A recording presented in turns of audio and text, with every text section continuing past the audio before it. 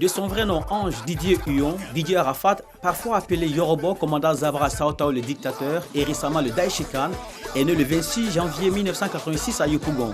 Chanteur, compositeur, producteur, arrangeur, Didier Arafat a eu sur la culture musicale ivoirienne une influence considérable. Retour sur un vécu qu'on pourrait comparer à celui d'une étoile filante. Depuis la sortie de son premier hit en hommage à Jonathan, Didier Arafat est devenu le chanteur le plus populaire du pays. Chacun des singles sortis a rencontré un grand succès. Le Yorobo prouve encore une fois que sa source d'inspiration est intarissable. Le single Gladiator est mis sur le marché le 16 décembre 2009 et l'album le 19 juin 2010 incluant les morceaux Zoropoto 1 et 2. Le 13 août 2010, il devient le premier DJ artiste du Coupé Décalé à faire un concert en solo dans la plus grande salle de Côte d'Ivoire qui est le Palais de la Culture d'Abidjan. Depuis 2011, il remplit le Palais de la Culture d'Abidjan chaque 26 décembre.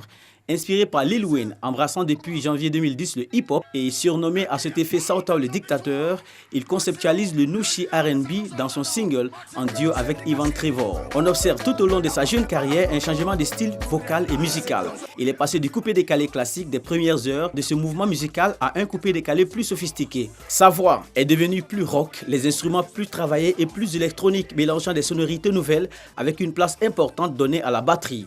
On parle aujourd'hui d'une sorte d'African rock et d'African electro. Le morceau Rage 202, par exemple, est un mélange de sonorités heavy metal et coupé décalé. En 2012, il reçoit 2 prix, celui du meilleur artiste africain de l'année et celui du meilleur artiste masculin de l'Afrique de l'Ouest au Cora Music Award. Un sacre qui le positionne comme un ambassadeur de la musique africaine dans le monde.